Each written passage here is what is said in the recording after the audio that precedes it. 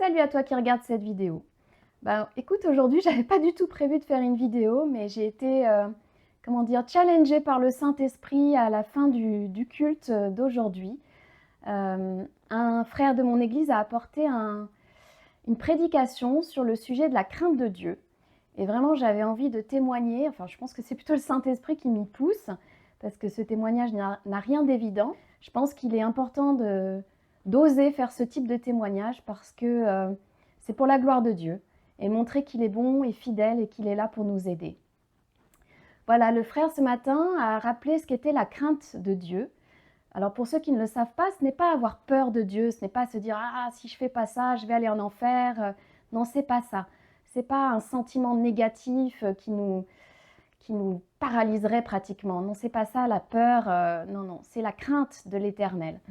La crainte de l'Éternel, c'est plus une révérence, un respect profond pour Dieu, parce que l'on sait qui il est, le Dieu créateur du ciel et de la terre, le Dieu qui nous a créés, qui a créé toutes choses, qui est tout puissant.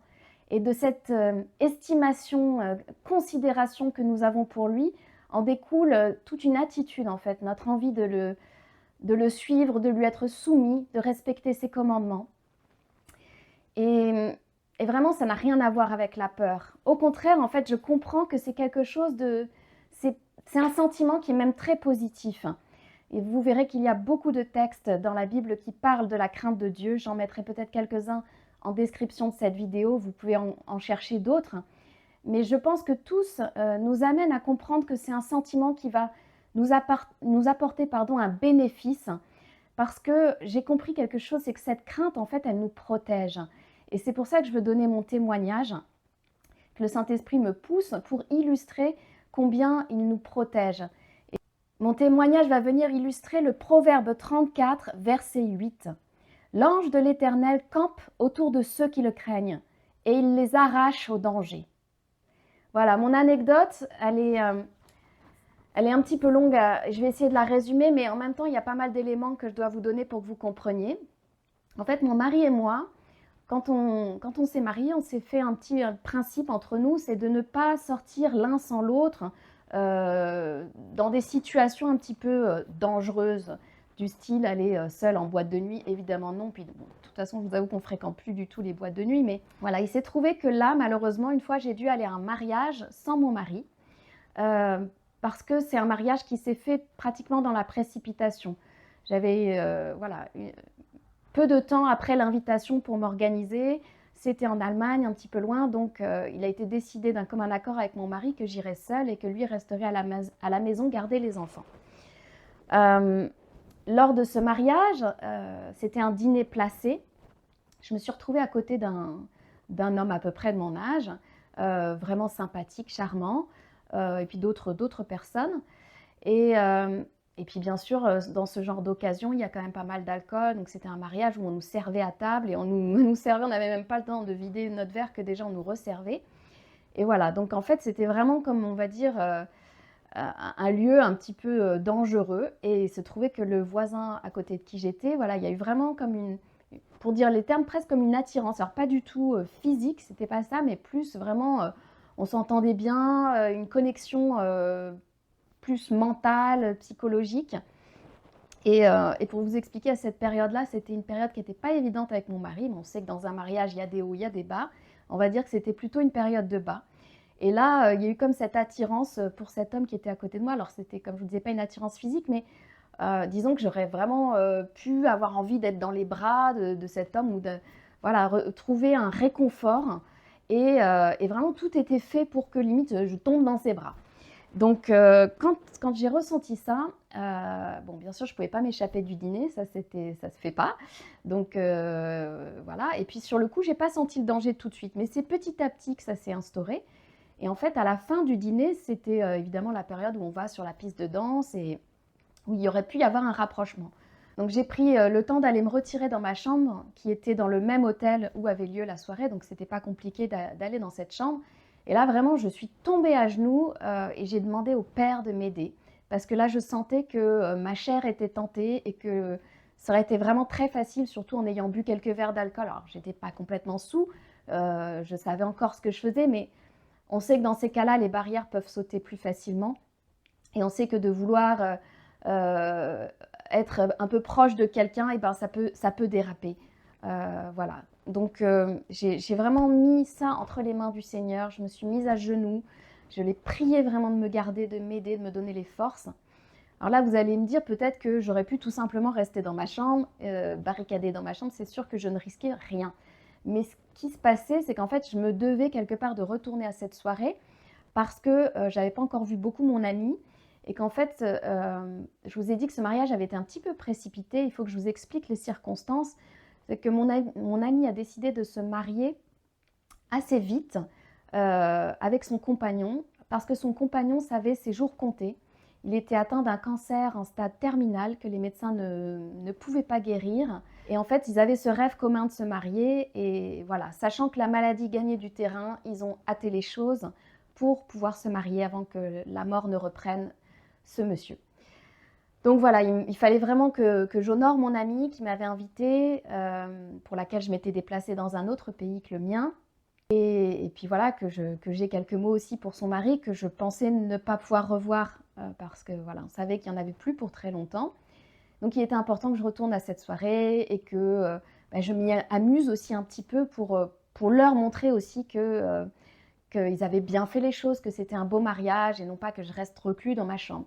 Donc voilà pourquoi je me devais de retourner à cette soirée et en même temps je ne voulais pas y retourner en étant sous l'emprise de ma chair. Je voulais vraiment que mon esprit reprenne le dessus et pour cela je savais que j'avais besoin de Dieu. Voilà donc les circonstances. Et ce que je voulais témoigner, c'est qu'à ce moment-là, en fait, quand je me suis mise en prière, vraiment j'étais connectée à Dieu. En fait, ce qui est vraiment étrange, c'est qu'il y a un phénomène surnaturel qui s'est passé. C'est que vraiment les rideaux de ma chambre se sont mis vraiment à aller de gauche à droite, et comme ça, comme s'ils étaient ballottés par le vent, comme s'il y avait un courant d'air très fort avec des bourrasques devant, sauf qu'il n'y avait pas de fenêtre ouverte. Vraiment, croyez-moi, il n'y avait pas de courant d'air. J'étais pas non plus ivre à ce point, pas du tout. J'avais bu un petit peu, mais j'étais pas ivre. Donc vraiment, c'était surnaturel. Et à ce moment-là, j'ai compris qu'il se passait quelque chose de spirituel et qu'en fait, j'avais, à travers ces rideaux qui allaient dans tous les sens, comme un aperçu de ce qui se passait dans le monde spirituel. Mais sur le coup, j'ai pas compris exactement ce qui se passait. J'avais l'impression que peut-être c'était Satan qui s'énervait parce qu'il n'arrivait pas à m'avoir complètement et que je voyais la colère de Satan uniquement. Mais voilà, comme je vous ai dit aujourd'hui, il y a eu ce prêche à l'église sur la crainte de Dieu. Et après, tout à l'heure, quand je priais, j'ai vraiment en fait reçu que je voulais illustrer ce verset par mon témoignage que l'Éternel envoie son ange qui campe auprès de ceux qui le craignent. Et en fait, je crois que j'ai eu accès à ce moment-là à la bataille spirituelle. En fait, je pense que je voyais un peu le combat que menaient les anges, en tout cas les...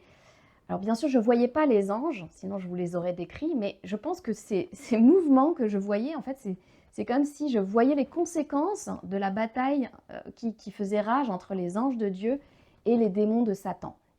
Voilà, c'est comme ça vraiment qu'en prière tout à l'heure, j'ai cru comprendre ce qui s'était passé ce jour-là.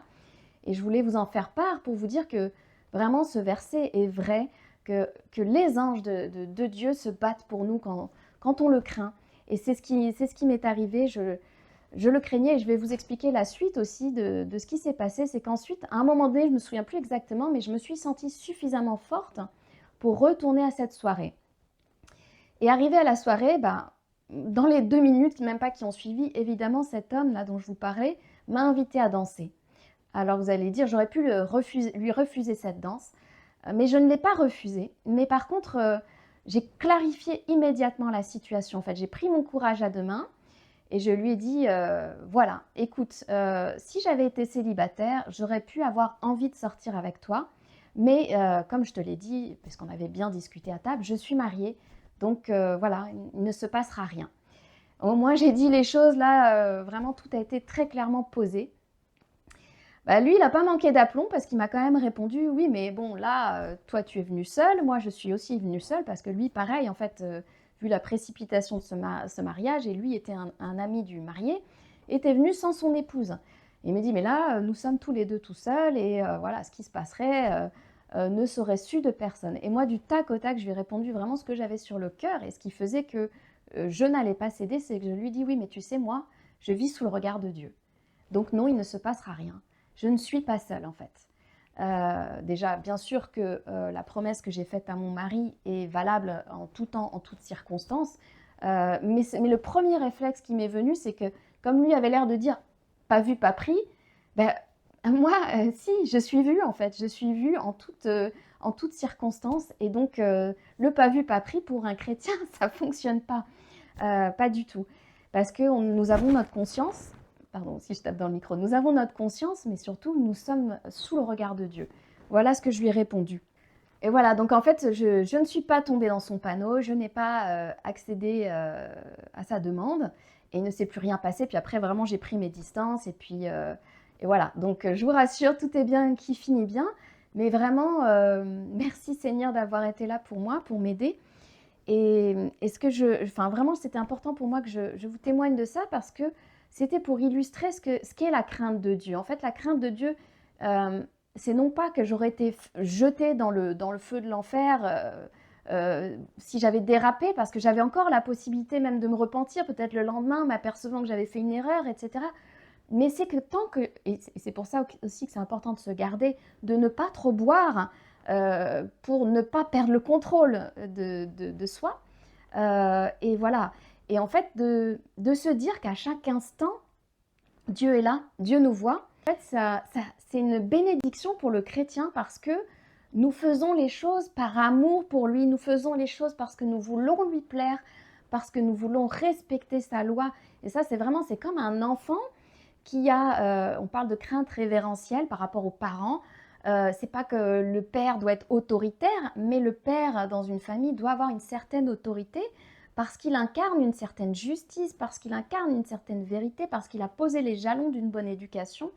Et à ce moment-là, l'enfant qui a été bien éduqué, normalement, naturellement, il doit respecter son père ou sa mère. Hein, c'est pareil aussi avec la mère, parce que ce sont ses parents. Eh bien, nous, c'est pareil avec notre Père, parce que c'est notre Père et que nous savons tout ce qu'il a fait pour nous. Nous l'aimons, nous le respectons infiniment même. Eh bien, nous voulons bien faire. Et plutôt que de lui demander après pardon pour avoir mal agi, en fait, on va directement essayer de se conformer à sa loi. Alors, parfois, on n'y arrive pas. Mais en fait, je voulais vous donner mon exemple où j'étais pas loin de chuter quand même. Déjà, en pensée, il y avait déjà des pensées mauvaises. Mais voilà, il m'a gardée, Dieu m'a gardée, parce que heureusement, je me suis tournée vers lui. Et je voulais dire que voilà, à partir du moment où si j'avais clarifié les choses là avec cet homme, bah, vraiment, c'est comme si une bombe avait été désamorcée. Pouh, tout est retombé, l'atmosphère il y avait comme cette tension. Je pense que voilà, Satan essayait de me cribler d'une certaine manière. Alors, c'était très subtil, c'était à travers des discussions très agréables, c'était pas des flèches qui pouvaient me faire mal, au contraire, c'était vraiment doux, agréable. Mais c'était tellement doux, agréable que j'aurais pu chuter. Voilà comment ça s'est passé. Et heureusement, voilà, j'ai réussi à désamorcer cette bombe grâce à Dieu. Et à partir du moment où j'ai pu dire ça, eh bien, tout a été arrêté en fait. Vraiment, voilà, j'ai mis mon bouclier de la foi, je me suis placée dans une attitude de combattante en me soumettant à Dieu. Et voilà, et ben, comme je me suis soumise à Dieu, Satan a dû fuir en fait. Et tout s'est arrêté là, tout simplement. Mon frère, ma sœur, je voulais vraiment te rappeler ça, non seulement pour que tu n'oublies pas que tu vis sous le regard de Dieu, mais aussi pour t'exhorter, parce que plutôt que de demander pardon et d'avoir la culpabilité, eh bien, il vaut mieux se souvenir en avance qu'il n'y a rien de caché qui ne doive être découvert, ni de secret qui ne doivent être connus. Si je me souviens bien, c'est dans Luc, je le remettrai en commentaire. Et donc, voilà, il faut savoir qu'un jour, nous aurons des comptes à rendre, et que plutôt que de faillir, il faut tenir ferme. Et si on se sent trop faible, si on est tenté et qu'on sent sa chair faible, eh bien, il faut savoir demander à Dieu la force. N'oubliez pas ce verset, on connaît souvent le début, mais on oublie la suite. On se souvient qu'il est dit que Dieu ne permettra pas que nous soyons tentés au-delà de nos forces.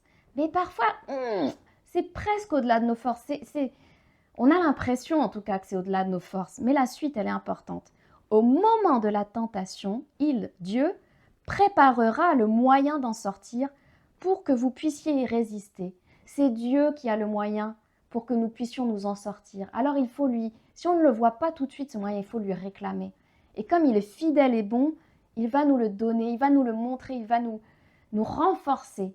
Donc voilà, mon frère, ma sœur, je veux t'exhorter déjà à rester dans cette sainte crainte de l'Éternel, qui n'est pas une mauvaise peur qui ferait on claque des dents chaque jour devant Dieu. Non, c'est pas ça. C'est une sainte crainte qui nous garde. Et je voulais te rappeler que rien n'est au-dessus de tes forces parce que c'est Dieu qui a le moyen pour t'en sortir. Alors mon frère, ma sœur, je t'exhorte à te tourner vers ton Père. S'il y a une circonstance qui te paraît trop difficile, demande-lui quel est le moyen qu'il a préparé d'avance pour toi. Je te bénis abondamment, je t'embrasse et je te dis à tout bientôt.